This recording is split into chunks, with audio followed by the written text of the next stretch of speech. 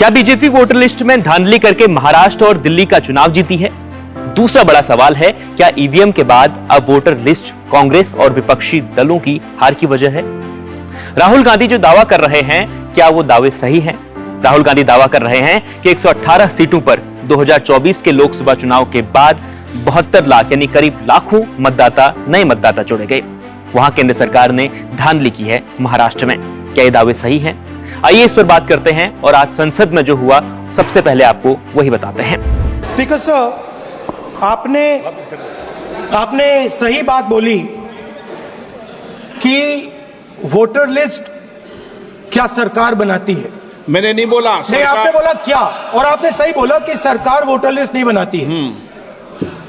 मगर पूरे देश में वोटर लिस्ट पर सवाल उठ रहे हैं, हर स्टेट में, हर ऑपोजिशन के स्टेट में, और महाराष्ट्र में black and white voter list पे सवाल उठे हैं। तो पूरा ऑपोजिशन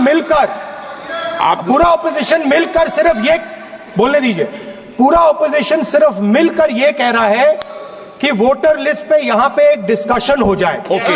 आप बनाते नहीं हो, इसको हम एक्सेप्ट कर रहे हैं, आप डिस्कशन तो कीजिए। राहुल गांधी शायद अभी महाराष्ट्र में हुई हार को नहीं भूले हैं, लगातार हार की समीक्षा कर रहे हैं। पिछले महीने राहुल गांधी ने मुंबई में महाविकास अघाड़ी के नेताओं के साथ एक प्रेस कॉन्फ्रेंस भी की, जिसमें सभी नेताओं ने हार का कारण लोकसभा चुनाव के बाद जोड़े गए नए वोटरों को बताया। अब सवाल है कि क्या जो नए वोटर जोड़े गए उन्होंने सिर्फ कमल का ही बटन दबाया? क्या दूसरी पार्टी को उन्होंने वोट नहीं दिया? राहुल ने कहा कि विधानसभा चुनाव 2019 और लोकसभा चुनाव 2024 के बीच में 5 साल में 32 लाख नए मतदाता जोड़े गए, लेकिन लोकसभा चुनाव 2024 और विधानसभा चुनाव के बीच में 5 महीने का समय था और इस 5 महीने की अवधि में 39 लाख नए मतदाता जोड़े गए हैं। सवाल यह है कि ये वोटर आखिर हैं कौन? राहुल गांधी के सवाल है। उन्होंने दूसरा मुद्दा उठाते हुए कहा कि महाराष्ट्र में राज्य की कुल जनसंख्या से ज्यादा मतदाता वहां कैसे हो सकते हैं? यह बड़ा सवाल राहुल गांधी ने उठाया। महाविकास अघाड़ी के उनके साथ और भी नेता थे, सभी ने यही सवाल उठाए। इसके बाद संसद में भी राहुल ने इसी मुद्दे पर आज बात की। बीजेपी नहीं बल्कि बंगाल में ममता बनर्जी, दिल्ली में अरविंद केजरीवाल ने यही आरोप दोहराए। उनकी पार्टी के नेताओं ने भी यही आरोप दोहराए। ममता का आरोप है कि भाजपा बंगाल में गुजरात, पंजाब, हरियाणा और बिहार के लोगों के नाम जोड़कर धांधली कर रही है। ममता ने चेतावनी भी दी थी कुछ दिन पहले कि अगर ऐसा इसे नहीं रोका गया तो वो चुनाव आयोग के कार्यालय के बाहर धरना दे देगी। वहीं दिल्ली में केजरीवाल भी यही कह रहे हैं। दिल्ली चुनाव के दौरान इस पर खूब बवाल भी हुआ और अब बीजेपी का भी इस पर एक बयान सामने आया है।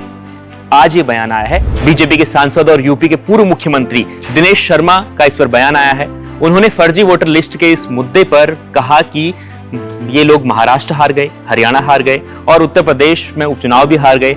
अब उनको ये भी पता है कि अपने कृत्यों के कारण वो बंगाल भी हार जाएंगे। अब उन्हें किसी न किसी का सहारा तो चाहिए। ये उनके बंगाल के हार के पहले की वेदना है। तो ये कहा है, बीजेपी की ओर से बयान आया है। अब पहले उन्होंने कहा कि पहले ये लोग ईवीएम का मुद्दा उठाते थे, अब मुद्दा उठा रहे हैं कि लगातार अब वोटर लिस्ट में नए लोग जोड़े जा रहे हैं। लेकिन सबसे बड़ा सवाल यह है कि चुनाव आयोग का इस पर कब जवाब आएगा, क्योंकि अब मुख्य चुनाव आयोग भी बदल गए हैं। ज्ञानेश कुमार ने कमान संभाल ली है। अब देखना होगा कि वो कैसे इसका जवाब देते हैं, क्योंकि ईवीएम को लेकर तो पिछले 5-10 सालों में आपने देखा होगा कि लगातार इसे लेकर विपक्ष आरोप लगाता रहा है कि ईवीएम में धांधली हुई है, ईवीएम के जरिए धांधली होती है। लगातार विपक्ष के आरोप रहते हैं। लेकिन अब ये वोटर लिस्ट में नए वोटरों को जोड़ना, लाखों नए वोटरों को जोड़कर चुनावों के बीच में जो गैप है उसका सहारा लेकर जिस तरीके से ये आरोप लगे हैं, इस पर चुनाव आयोग किस तरीके से स्पष्टीकरण देता है और क्या कहता है, इसका सभी को इंतजार है। आपको क्या लगता है कि जिस तरीके के आरोप लगे हैं और उसे लेकर अब चुनाव आयोग क्या एक्शन लेगा? क्या चुनाव आयोग कोई स्पष्टीकरण बहुत जल्दी देगा या फिर ये लगातार ये जो आरोप हैं ये लगते रहेंगे? बिहार के चुनाव नजदीक हैं, अन्य राज्यों के जब चुनाव होंगे, क्या उससे पहले कोई स्पष्टीकरण चुनाव आयोग की ओर से आएगा या नहीं? कमेंट कर जरूर बताएं और देखते रहें इंडिया.com।